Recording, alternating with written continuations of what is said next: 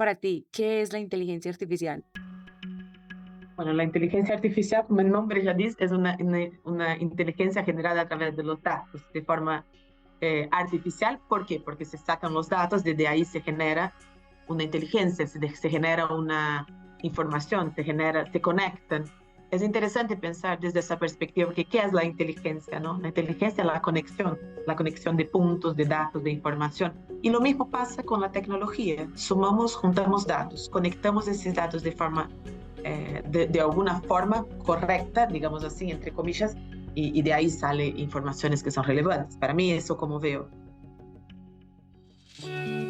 Hola a todos y bienvenidos a AI Heroes, un espacio donde descubrimos las infinitas formas en las que la tecnología y la inteligencia artificial están transformando el futuro de la salud. Esto lo hacemos a través de conversaciones con personas increíbles de esta industria. Soy Laura Velázquez, soy cofundadora de Arcángel AI y soy su host. Vamos con el episodio. Bueno, hoy nos acompaña una mujer que me parece un privilegio poder tenerla acá. Tiene una experiencia impresionante, más de 23 años trabajando en esta industria de salud, de farma. Fue la CEO de Roche Argentina y ahora es la líder de Roche Brasil, siendo la primera mujer y latinoamericana en poder liderar esta farma en Brasil particularmente, y me llena de emoción poder escucharla, me llena de energía poder ver el recorrido que ha tenido y poder ver lo inteligente que es y sabia que es, así que un privilegio que esté aquí con nosotros.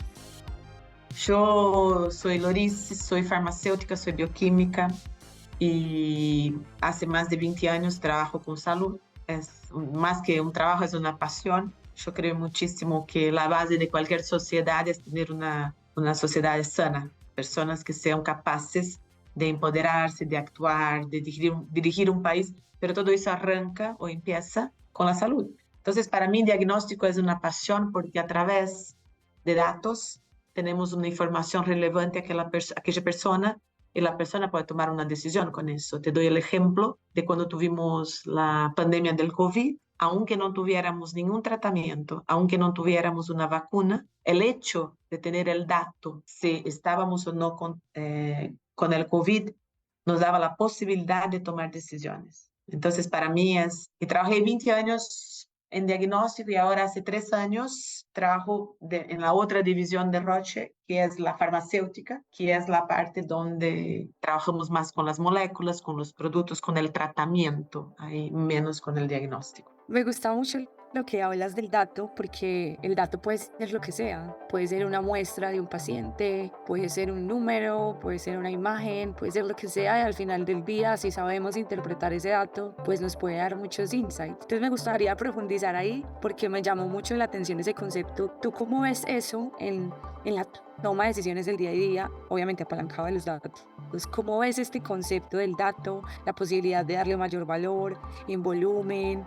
¿Cómo ves eso? Me encantaría que profundicemos ahí. Yo también, cuando pensaba en esa charla que íbamos a tener hoy, pensaba que de alguna forma las cosas pasan y después en un momento nombramos esas cosas. Yo creo que de alguna forma la inteligencia artificial o la inteligencia a través de los datos o la inteligencia a través de la información acumulada ya pasa hace mucho, pero hoy tenemos la claridad de nombrar eso como una inteligencia artificial. Y yo digo eso desde mi lugar, que es un lugar más chico, otra vez, del diagnóstico y de la salud. Hace mucho que nosotros tenemos datos como si medís una glucosa a 200, sabes que estás con diabetes. Y yo lo que veo es que de alguna forma ya venimos hace mucho trabajando con eso, pero hoy tenemos dos posibilidades que a mí me fascina, me encanta. Primero, que tenemos mucho más herramientas disponibles y mucho más capacidad de procesamiento de esos datos. Y el punto es, ¿cómo alimentamos o cómo preparamos para crecer exponencialmente en todo eso que ya de alguna forma hacemos? Primero, yo desafío pensar que no teníamos antes ningún tipo de inteligencia artificial. Creo que ya la teníamos por ahí más simples o más chica, o el inicio no es ahora, ya empezó hace mucho, hace un rato. Y de ahí, ¿cómo hacemos para crecer en eso? Que na verdade es una evolución de algo que ya nos beneficiamos, que de alguna forma ya lo hacemos. Loris, tú desde toda la experiencia que tienes en la industria de salud, particularmente con Roche, me gustaría que profundizáramos ahí. O sea, ¿cómo ves tú estas herramientas de inteligencia artificial aplicada a lo que tú haces hoy en día como líder de esta gran farma Roche en Brasil y particularmente en temas de acceso? Te digo que desde mi lugar y también pensando en el sistema de salud, yo veo una oportunidad brutal cuando pensamos que los sistemas de salud hoy enfrentan retos muy marcados. Por ejemplo, cuando pensamos que la población crece muchísimo y el sistema no está preparado para eso. Entonces la pregunta es, ¿tenemos que preparar el sistema para todo eso o tendríamos que usar otros recursos como los datos, la inteligencia artificial para tener otras soluciones de salud? Te doy ejemplo. Cuando nosotros tenemos diferentes datos de un paciente y cruzamos esos datos, yo podría adelantar que ese paciente va a tener un diabetes, se sigue de la misma forma. Entonces, yo podría antes que esse paciente se torne um paciente com diabetes, prevenir, chegar a esse paciente, conectar-me com esse paciente de diferentes maneiras, porque para mim a inteligência artificial não é uma solução de mañana, é uma solução de hoje, pero de alguma forma insistimos em viver en el passado. Insistimos en creer que la solución para enfrentar los retos de salud es construir físicamente más hospitales, más centros de atención. Y tal vez no sea eso. Tal vez las soluciones sean usar herramientas que tenemos disponibles hoy, como la inteligencia artificial, para detectar, prevenir y descomprimir los servicios sanitarios. El problema es que enfrentamos retos de hoy con herramientas de ayer. Tenemos que enfrentar los retos de hoy con las herramientas de hoy. Para mí es fundamental y crítico ser una voz que impulsiona, que impulsa todo el tiempo y no seguir recorriendo a herramientas conocidas del pasado. Me gusta mucho lo que dices y qué delicia escucharte, porque de alguna u otra forma me parece muy bonito eso que dices, que estamos acostumbrados como seres humanos a quedar en el pasado, a buscar soluciones del ayer que hoy no se ajustan en absoluto a los tamaños del problema que tenemos hoy. Entonces me gusta mucho. Y me gusta mucho porque básicamente lo que quieres decir es que necesitamos es un sistema operativo nuevo que permita hacer muchísimo más con menos, ser más eficientes desde la data misma. Y me encantaría preguntarte ahora, ¿cuáles son esos desafíos que tú enfrentas hoy como líder en Pharma y cómo tú ves que hay oportunidad de apalancarse con AI? Yo creo que el primer desafío es el acceso de los pacientes ¿Por qué? Porque hoy los pacientes llegan tarde. ¿Y por qué los pacientes llegan tarde? Por todas las ineficiencias y porque otra vez seguimos viviendo con soluciones de ayer. Te doy ejemplos concretos. Vos vas a un restaurante hoy y haces tu reserva por tu celular. Y si por cualquier razón no vas más al restaurante, lo borras, sacas, cancelas y punto, ya está. Y la mesa que iba a ocupar vos se abre para otro. Para un turno médico, en Brasil, no sé cómo es en Colombia, en el sistema público, todavía es un papelito, tenés que llamar o ir allá y agendar. Hay un papel, hay una computadora que está más o menos, en muchos lugares no hay ni computadora, no usan las herramientas. Entonces, que tengo, por ejemplo, pacientes que llegan tarde al tratamiento, pasa porque no tuvieron la posibilidad de llegar antes. Entonces, una de las barreras de acceso es, por ejemplo, cómo llega ese paciente al sistema de salud. En Brasil los datos no están conectados. Entonces, el paciente arranca otra vez desde cero. Entonces, los retos que enfrentamos son un sistema de salud desbordado por el crecimiento populacional, que todavía vive con herramientas de ayer, como por ejemplo la falta de la tecnología, los profesionales que no son entrenados para esa realidad, los datos que no están conectados, desde el hardware hasta el software y hasta las personas con las skills, con las habilidades necesarias para manejar todo eso. Ven, quiero hacer doble clic ahí. Que ahorita hablabas de que ya pueden existir estas herramientas o de pronto ya existe este tema tecnológico, pero de alguna forma el profesional no lo usa o el sistema no lo usa. ¿Tú crees que es un problema de que no hay herramientas tecnológicas ya implementadas con las capacidades y la infraestructura instalada que tenemos o de pronto también, y es problema también de los profesionales que estamos ahí, que de pronto no adoptamos tan eficientemente esta tecnología hasta que ya es como 100% impuesta. Yo te digo que las herramientas ya existen, ya están disponibles. Yo creo que tenemos tal vez, desde mi perspectiva, una cuestión de resistencia. Resistimos muchísimo a los cambios, porque tenemos una idea equivocada que cambios son pérdidas. Y cuando se cambia algo, hay como un desgaste, una pérdida o algo. Hay un peso, una dificultad en hacer el movimiento. Creo que un poco por resistencia, porque al final del día los sistemas de salud, los profesionales, somos todos seres humanos que de alguna forma nos mantenemos haciendo lo que estamos acostumbrados a hacer hasta que se genere un caos. Yo creo que estamos más do que preparados para el momento presente. No creo que son herramientas del futuro, algo que se va a desarrollar, creo que tenemos, pero otra vez tenemos mucha dificultad de salir del pasado. Me gusta mucho esto. Ven, y tú que construyes equipos de alto rendimiento, tú que has construido, bueno, eres una líder innata social que me parece hermosísimo. ¿Cómo haces para que tu equipo, y eso, bueno, adopte este mindset de innovación, de unir este mundo de lo público y lo privado para transformar los sistemas?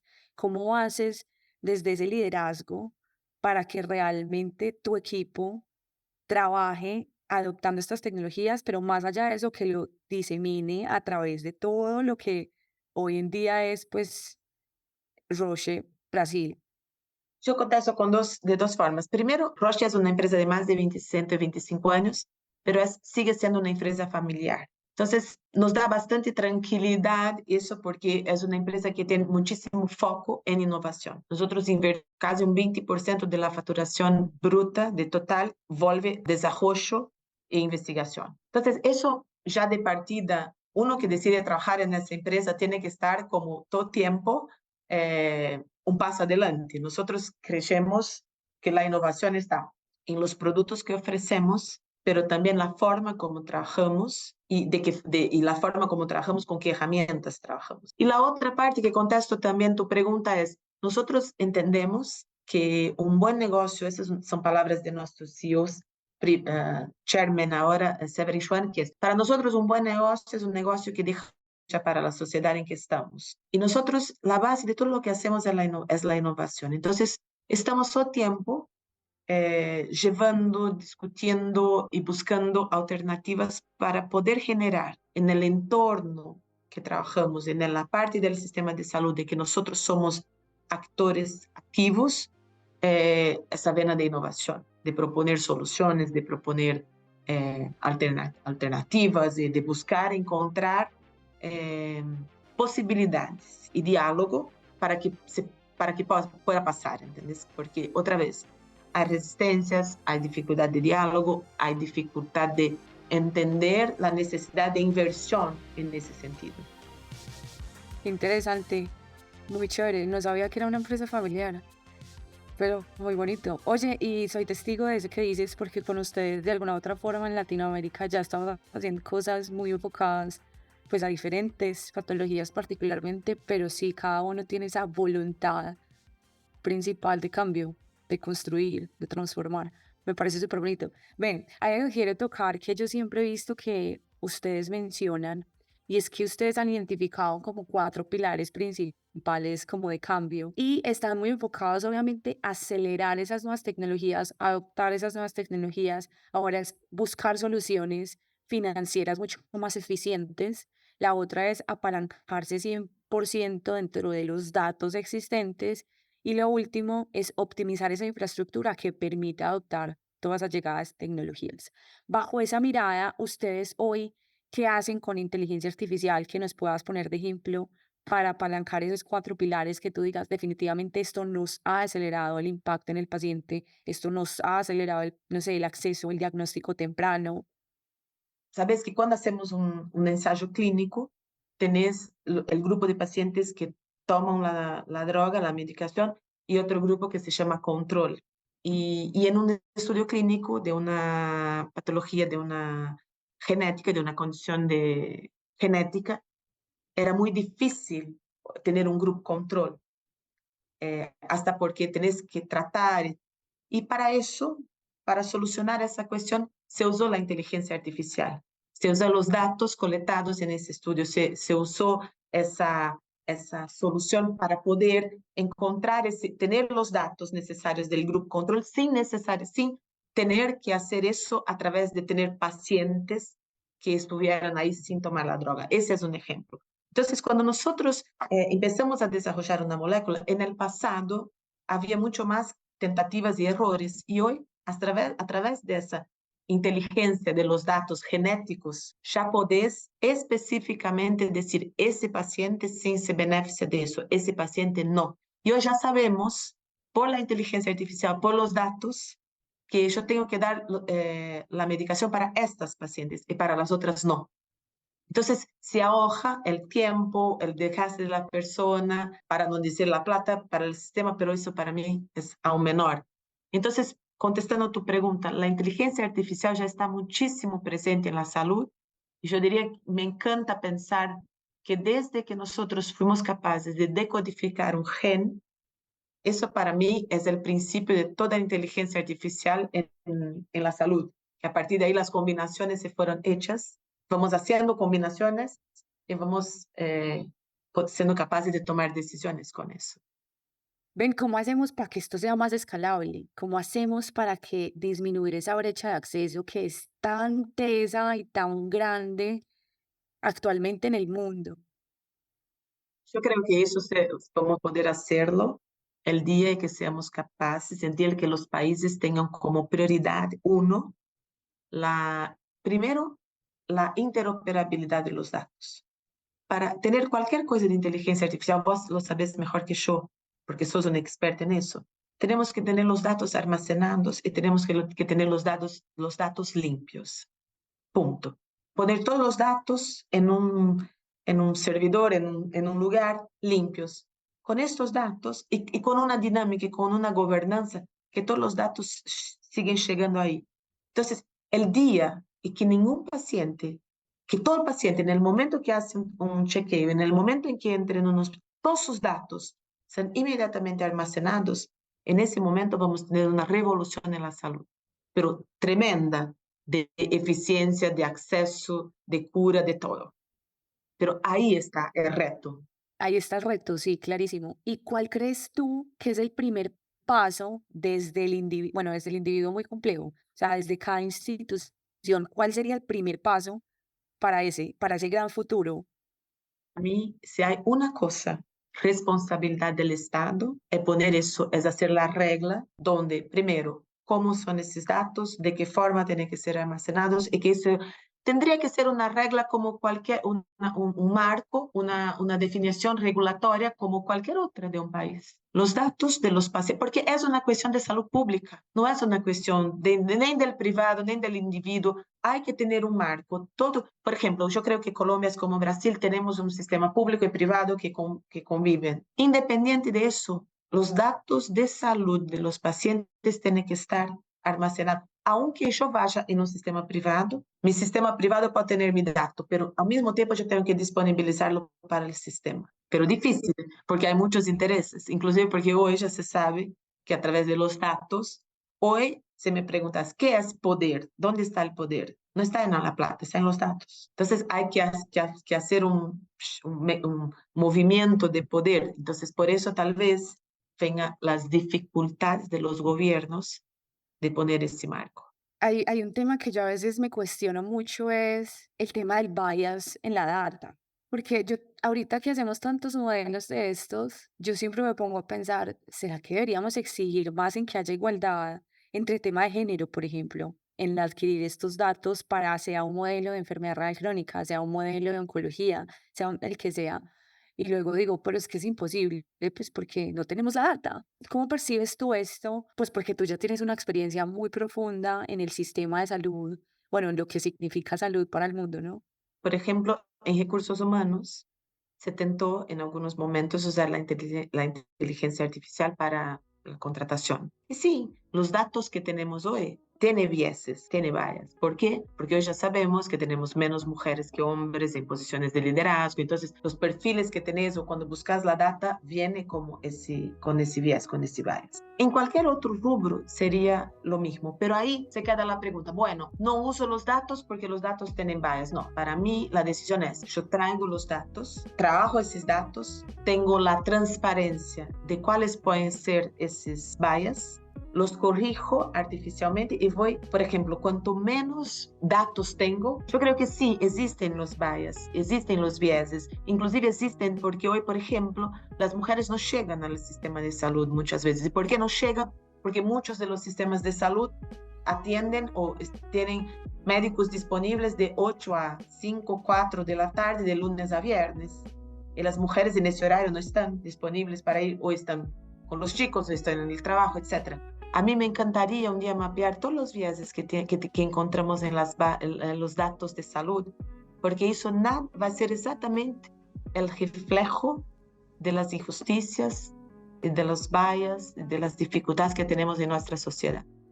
Pero cuando vos tenés un sistema de salud que todavía está en el papel, que no tiene una computadora, que no podés agendar un turno, que agendas un turno, después conseguir en 6 meses un examen, porque no están conectados, porque no tienen los datos, porque está todo muy manual, las chances que te traten en el tiempo que necesitas para lograr estar curada son muy bajas. Sí. Es una tristeza eso, pero es algo que seguimos peleando en América Latina para que todas las personas tengan el mismo derecho a la vida y a la salud. Total. Pero también es muy bonito ver que apalancado de lo que existe hoy de la data, aún así uno puede cerrar la brecha de acceso entre zonas, por ejemplo, rurales y urbanas, que es tan bonito. Por ejemplo, yo me acuerdo mucho que leía un artículo, no me acuerdo si era tuyo o de otro lado, pero sí me acuerdo que en una población del norte había mucha más incidencia de diferentes tipos de cáncer que la del sur.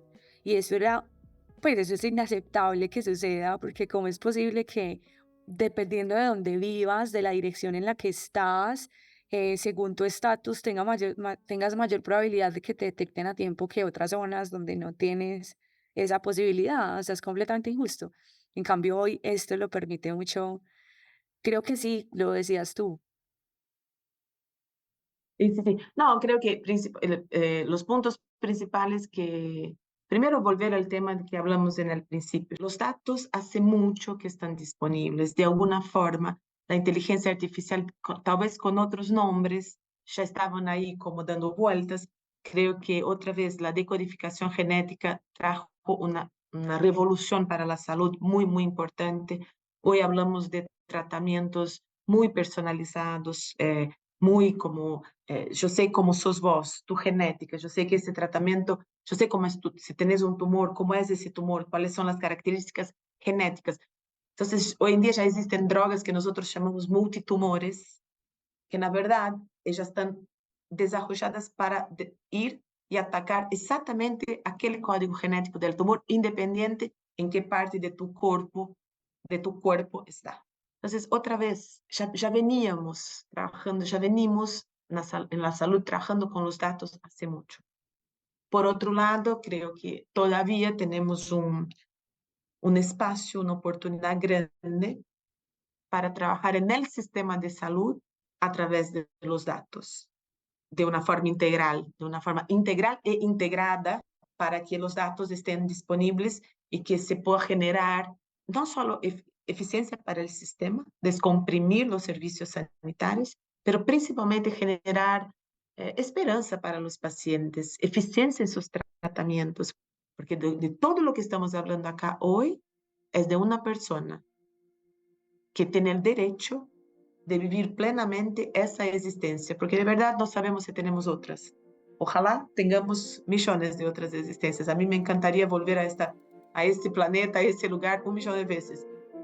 Es de un lugar más humano que tenemos que tomar esos temas.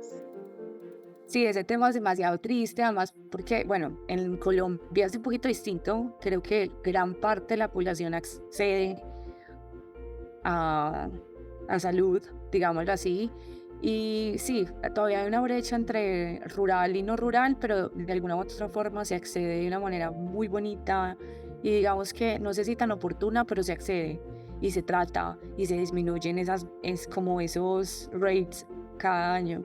Pero de alguna u otra forma siempre hay un tema de inequidad muy fuerte cuando se trata de enfermedades, por ejemplo, crónicas. Lo veo full en temas de leucemia en niños.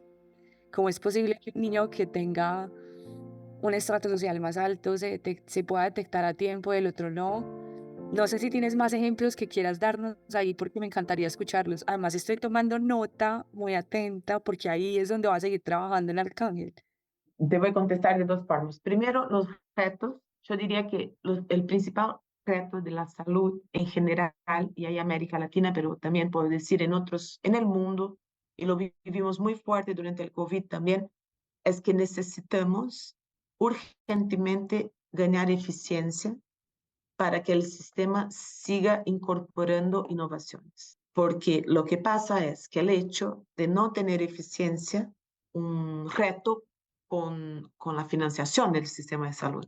Y al no hacer frente a las ineficiencias, porque las evitamos, porque no movemos, porque no actualizamos, porque no digitalizamos, porque entonces empezamos que el presupuesto que tenemos no va a ser nunca jamás suficiente para hacer frente a todas las innovaciones que están por venir. Porque no solo Roche, pero las farmas en general están trayendo, la tecnología evolucionó tanto y las industrias evolucionaron tanto a través de la digitalización de los datos y de todo, que hoy una molécula, en 5 años tenés una molécula nueva, en 3 años nueva, en 3 años tenés otra cosa. Entonces las soluciones van a venir como cada vez más rápido y el sistema, si sigue viviendo en la share, no va a estar preparado para ofrecer esas innovaciones a los pacientes. Y tal vez desde nuestro lugar como actores de la salud, desde de la industria, es cómo desafiamos, cómo aceleramos, cómo colaboramos de forma activa, cómo somos colaborativos para todas esas innovaciones. Para mí, creo que ese es el punto principal que yo veo como en toda parte. Por supuesto, hay países que están más evolucionados que otros, pero creo que en general hay un gap entre la innovación que somos capaces de generar desde un lugar y cómo el sistema todavía no es capaz de absorberlas, de absorber esas innovaciones. Y que muchas veces se nos señalamos mucho en el sistema de salud, estamos muy acostumbrados que es el paciente y señalamos, pero se nos olvida que aquí también hay un paciente y que cada uno es un paciente y que el día de mañana nos toca a nosotros también ese turno. Entonces, ¿qué tal si somos más eficientes, le damos más esperanza al paciente? Oye, Loris, de verdad, te agradezco infinitamente. Primero, de mi parte, yo que les agradezco por el espacio, por dar voz. Yo creo que siempre que podemos compartir ideas y perspectivas distintas, es la forma que tenemos de ampliar una inteligencia colectiva. Creo que el mundo necesita más gente como ustedes que van ahí moviendo y poniendo inquietud. Necesitamos ser provocados para que salgamos del lugar de comodidad y quedamos un poco más inquietos. Necesitamos más personas inquietas como ustedes. Muchísimas gracias, que pasen una muy linda semana y gracias por el espacio y por la oportunidad. Oigan, ya para terminar, quisiera saber más de qué les gustaría escuchar aquí en AI Heroes. Los invito a dejar una reseña, activar la campanita para que la plataforma les avise cuando publiquemos un nuevo episodio y dejarnos 5 estrellas. Recuerden que pueden conectar conmigo y discutir las infinitas posibilidades de la inteligencia artificial en salud y pueden encontrarnos en mis redes sociales en la descripción del episodio.